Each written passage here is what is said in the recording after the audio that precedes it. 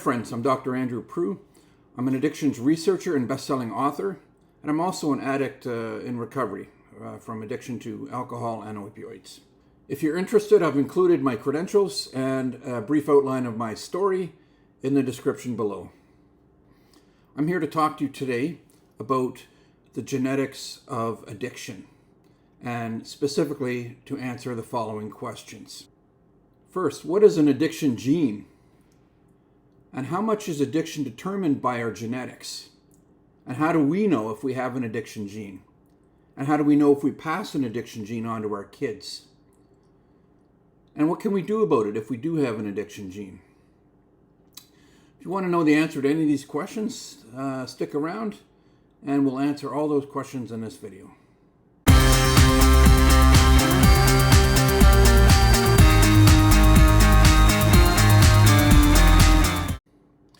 So, what is a gene? Well, each cell in your body has 23 pairs of chromosomes, and each chromosome contains DNA. Our DNA is organized into functional units known as gene. So, a gene is a collection of DNA that together encode for a protein that does something in our body. There are about 20,000 genes in our DNA. Each gene is responsible for a very specific aspect of our makeup. And together, all our genes represent the blueprint for much of who we are. Many of our traits are determined by genes that contribute to how we turn out. For example, your height is determined by a complex interaction of genes. Other characteristics are determined by a single gene, such as whether or not we have freckles. In many cases, a single bad gene causes a disease, such as cystic fibrosis or sickle cell anemia. However, most diseases and disorders are more complex and involve many different genes that together determine that individual's risk of developing that disease. And that's the case with addiction, where there's no single addiction gene that determines if someone will become addicted when exposed to drugs or alcohol. Rather, there are many genes, probably well into the hundreds, that have varying degrees of influence over our likelihood of one day developing addiction.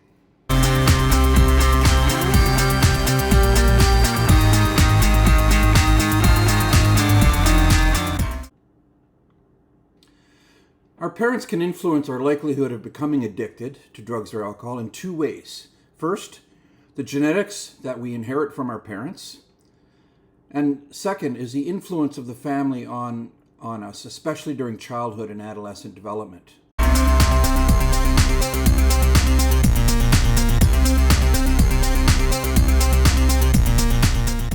It's tempting to believe that people become addicted to drugs or alcohol because they make them feel good. However, addiction is about a lot more than just that. After all, most people who try drugs or alcohol recreationally never become addicted, even though it makes them feel good. We know from data from the United States National Institutes of Health that by age 26, more than 87% of Americans have used alcohol, and just over 50% admit to have used illicit drugs. However, most people go through life without ever becoming addicted when they use drugs or alcohol. Further statistics produced by the NIH show that 10% of Americans develop a drug use disorder in their lifetime, and about between 19 and 29%, depending on where you get the statistics from, develop an alcohol use disorder. If you're wondering where I got these numbers from, all my references are included in the description below. So, a minority of people who try drugs or alcohol become addicted. So why do some people become addicted while others don't?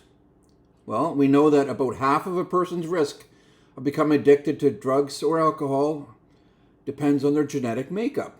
The other half comes from their environment, which includes such things as their upbringing and what kinds of things they encounter through life.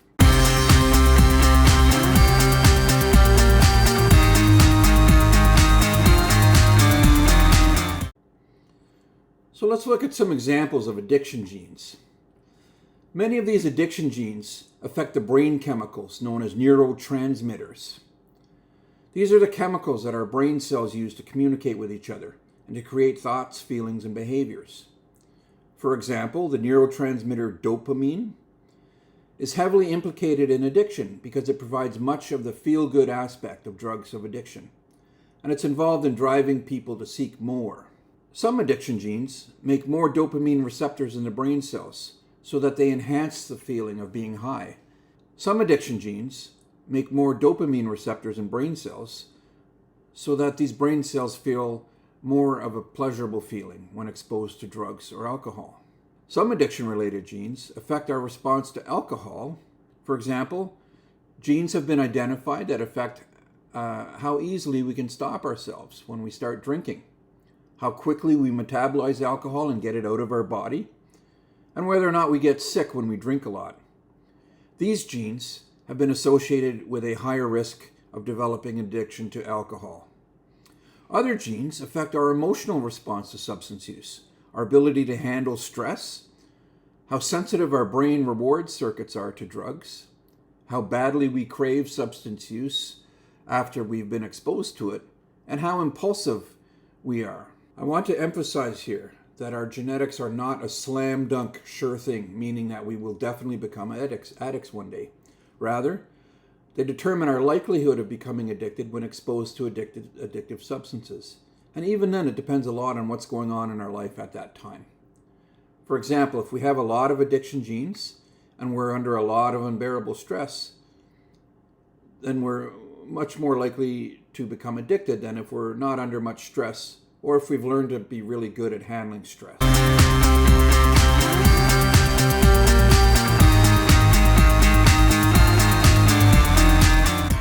There's a lot of overlap between genes that make us susceptible to addiction and genes that make us susceptible to other mental health struggles. In many cases, it's the same gene. This is part of the reason why there's such a big overlap between addiction and other mental health problems such as depression or anxiety. For example, genes that make people more likely to have an anxiety-related personality type have been associated with increased risk of developing anxiety disorders and also an increased risk of substance addiction.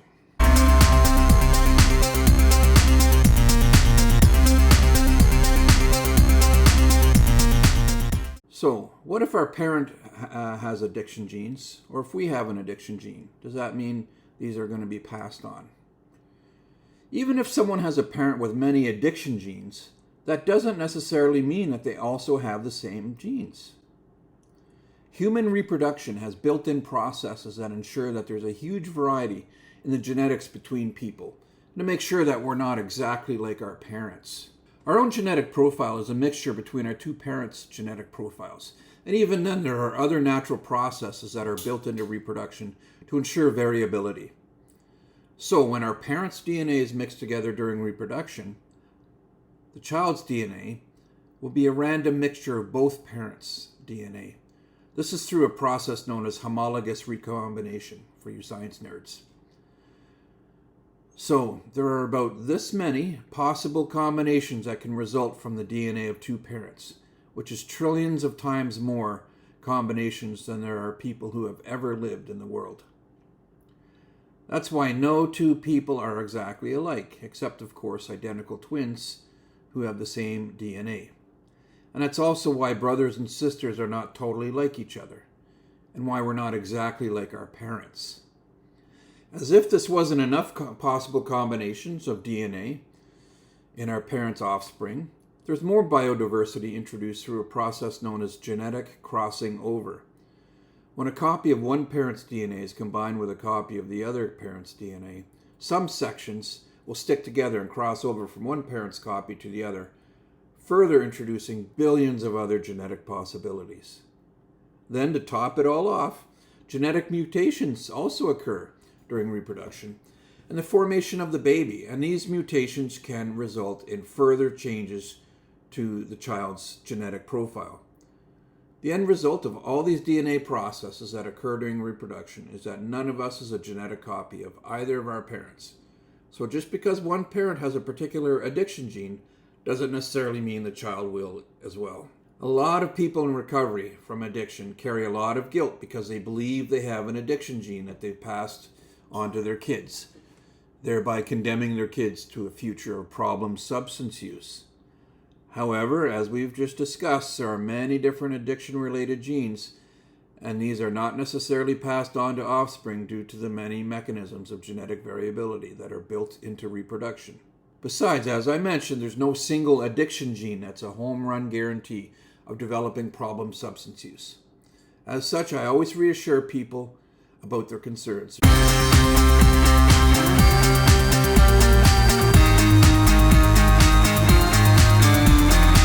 The truth is that there's no way to know for sure what, if any, addiction-related genes that an individual carries. Even though we have lab tests that map out our genetic profile, these are expensive and not in routine use, and we're still woefully lacking in knowledge about the genetics of addiction.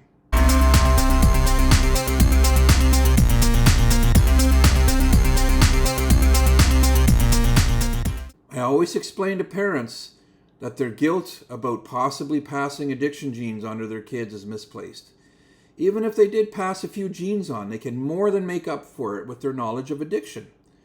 They can make sure that they provide a safe and caring environment for their kids and do their best to reduce or eliminate environmental risk factors for addiction. As well, their own experience with addiction will better equip them to talk to their kids about substance use and to raise red flags when problems may be arising. As such, they can make good on any possible risks by optimizing the environment part of the addiction risk. By becoming knowledgeable about addiction, you too will have an enhanced ability to talk to your children and other loved ones about addiction and recognize and address problems if they were to arise. Besides genetics, parents can have a powerful influence on our risk for developing addiction through the environment that they provide us. Our genetics and the people in our lives and the things that happen in our lives, our environment, together determine our risk for addiction. Genetics and our environment each contributes about 40 to 60% of our risk for addiction. Some of these environmental risk factors occur within the family unit and thus influence the family history of addiction. The family's influence on us is strongest during the first 10 or 12 years of life, at which point the outside environment, such as friends and school and the amount of stress we face at work, that sort of thing, becomes increasingly more important. A history of addiction in the parents can be protective, or it can be a negative risk factor for the children developing addiction. If the parents are knowledgeable about addiction, have good parenting skills, and are attentive to their children's needs, they may exert a very positive influence over their children with regard to substance use. However, when children grow up in a neglectful, abusive, chaotic home, the risk for developing addiction and other mental health problems jumps significantly. Having parents who are in active addiction can be an absolute disaster for the children.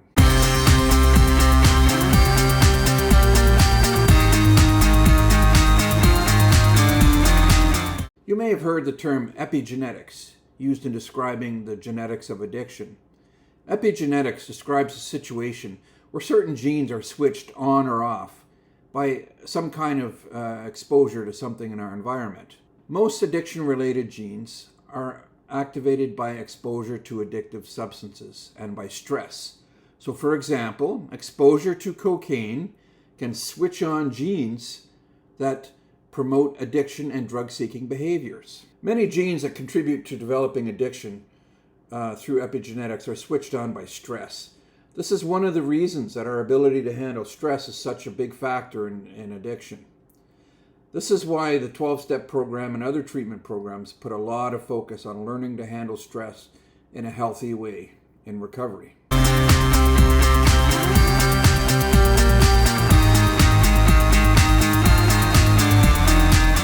So let's summarize here. Addiction is about much more than just enjoying the good feeling from drugs or alcohol, because not everyone who uses drugs and alcohol become addicted. Our risk of developing addiction is 40 to 60% from our genes and 40 to 60% from our environment. There is no single addiction or alcoholism gene that's going to make someone an addict. Rather, there are many genes that together determine our risk of developing addiction when exposed to drugs or alcohol. Addiction genes can affect us in a variety of ways, such as how we metabolize drugs, how pleasurable we find drugs, our emotional response to drugs, our response to stress, and our brain chemistry. Many addiction genes are switched on by exposure to addictive substances and by stress or other environmental exposures. Although genetic testing is widely available, we do not yet know enough about addiction genetics to use these tests to predict our addiction risk. However, the science is developing quickly, and that may change in the near future. Just because a parent has a particular addiction gene does not necessarily mean that gene will be passed on to their children. People who fear they may have passed on an addiction gene to their children can more than make up for it by using their knowledge of addiction to educate and support their children and providing their children with a safe and caring home. If you'd like to know more about addiction, please check out one of my books. What Happened to Me? Why People Become Addicted, Our Brain, Genetics, and Psychology in Addiction and Recovery is for people who struggle with addiction or who are in recovery.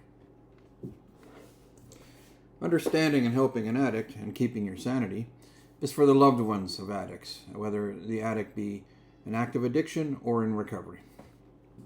Both titles are available from Amazon.com, and I've provided links in the description below. I'm Dr. Andrew Proulx. Thanks for watching my video today. If you'd like to know more about addiction, please check out some of my other videos, and you have a super day.